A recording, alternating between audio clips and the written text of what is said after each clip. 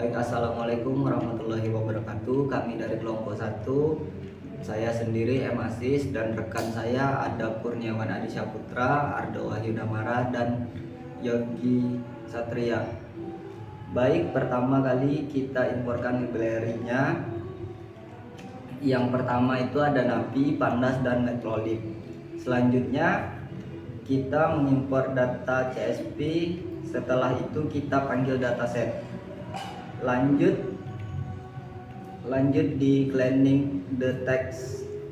Di sini kami menggunakan bahasa Inggris.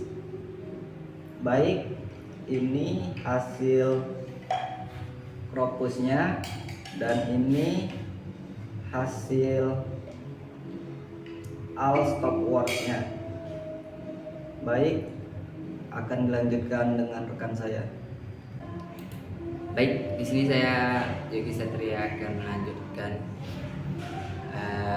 presentasi dari hasil kelompok kami. Sebelum saya menjelaskan, di sini saya akan menjelaskan sedikit tentang creating, splitting, making, learning, training, seperti yang sudah kita bahas pada presentasi pertama. Di sini kita akan meng-create model katanya dengan import count vectorizer max feature 1500. Kemudian datasetnya kita ambil 1000 dari kolom kedua, kemudian kita panggil dengan X. Outputnya array 000 000 010 000 000 sampai seterusnya di tipe int64. Kemudian lanjut splitting the dataset into the training set and test set. Di sini kita akan split dengan mengimport training test bed-nya dengan ukuran XY, test set-nya 0,20, random state-nya 0. Kemudian lanjut ke making learning model selection. Training the net based model on the training set. Import Gaussian NB-nya. Di sini Gaussian NB-nya, outputnya Gaussian NB buka kurung. Kemudian import logistic regression, outputnya logistic regression dalam kurung random state dengan 0. Kemudian lanjut import KN-Neckborn classifier. N-Neckborn-nya 5 metrik dalam tanda kutip min scope P-nya sama dengan 2. Outputnya Neckborn classifier. Kemudian lanjut ke SFG, import SVG-nya, output SVG dalam kurung kernel linear random state-nya sama dengan 0. Kemudian lanjut ke SFG yang kedua,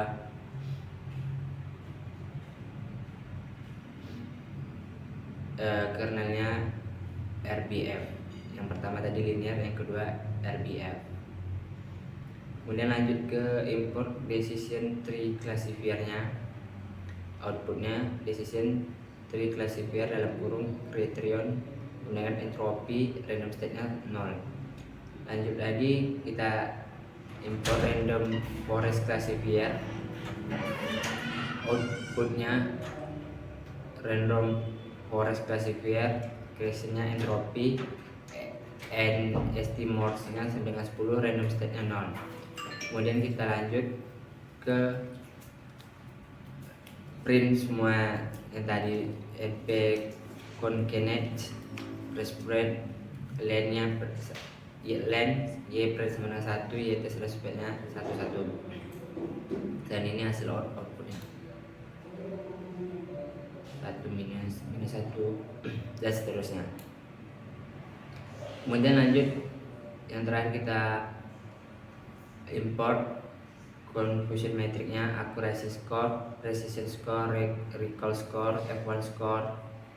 Kemudian kita print CM evolusinya dan hasil outputnya adalah 39, 13, 16, 132. Kemudian making the confusion metric akan dilanjutkan oleh rekan saya.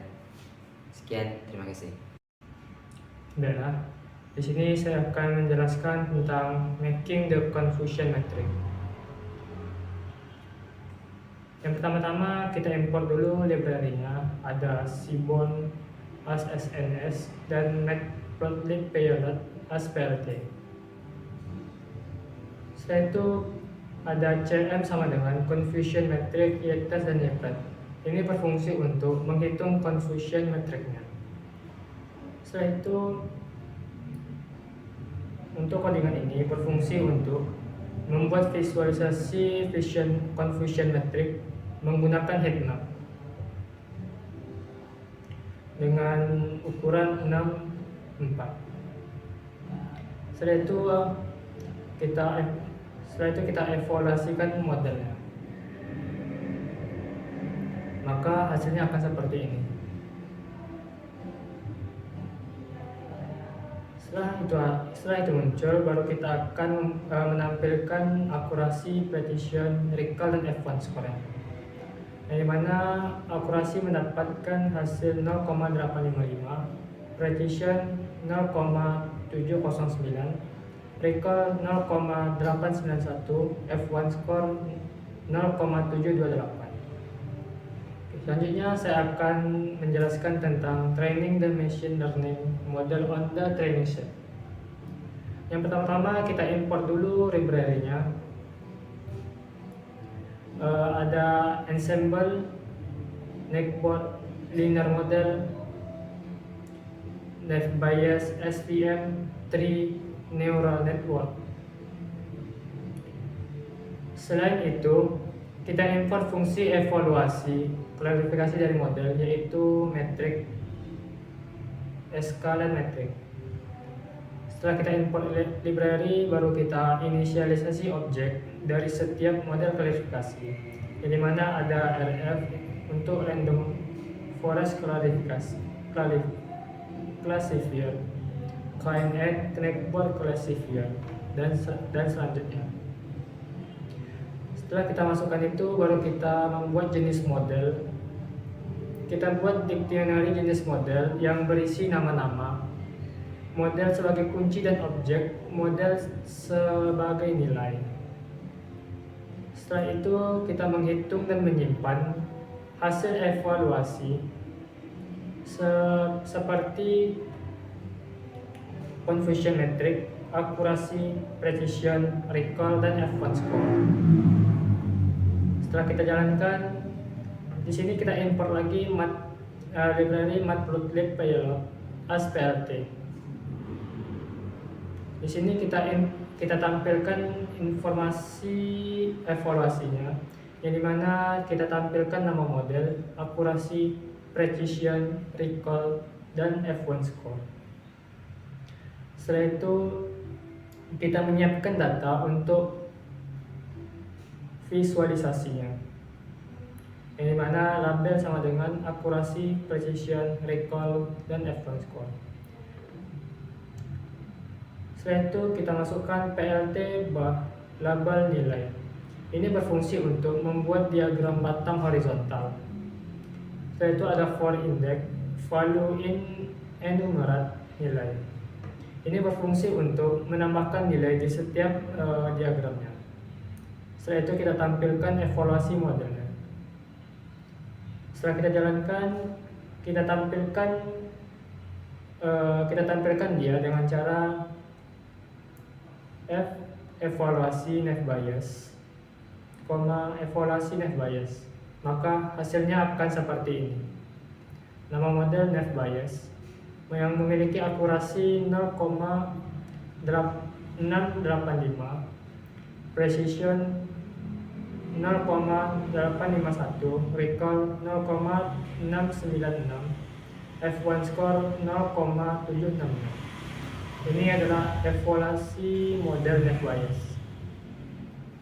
Selanjutnya saya akan menjelaskan tentang logistic regression.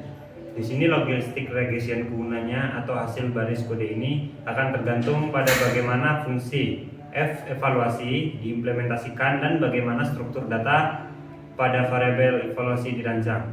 Berikut di sini Untuk nilai F1 score dari logistik regressionnya ada 0,917, recallnya 0,939, precisionnya 0,897, dan akurasinya nilainya 0,87.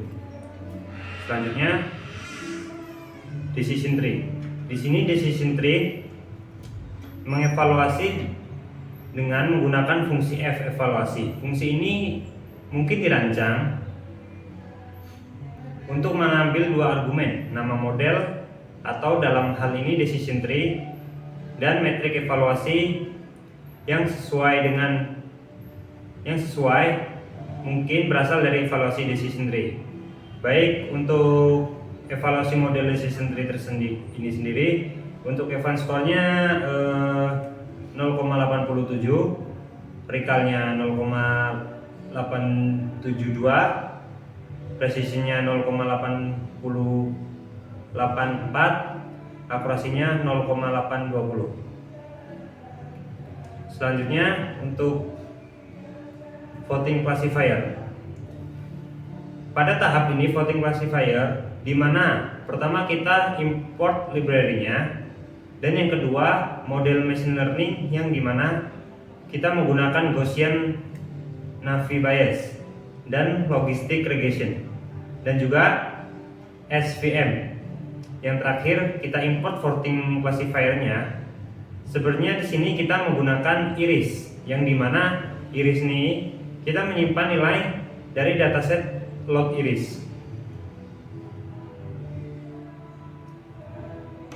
Selanjutnya untuk CLF1 Gaussian-nya.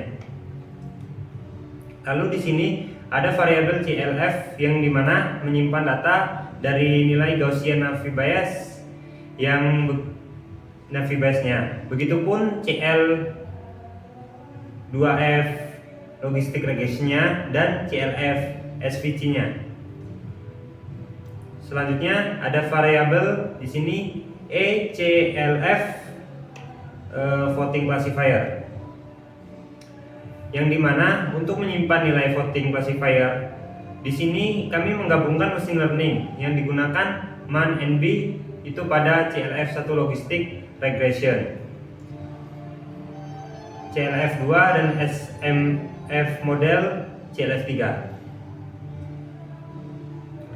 Baik, di sini untuk nilai akurasi dari logistik regressionnya, akurasinya 0,96, di sininya 0,2. Untuk decision tree-nya nilainya 0,97, dalam sininya 0,02.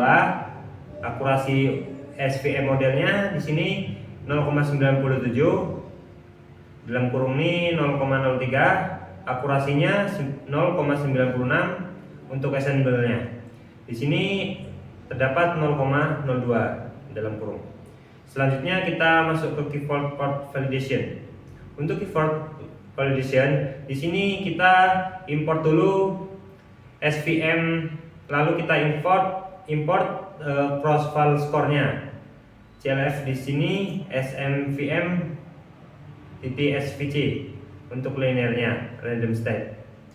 Baik, scores di sini arraynya 0,98, 0,96, 0,94. Baik, hanya itu yang saya sampaikan.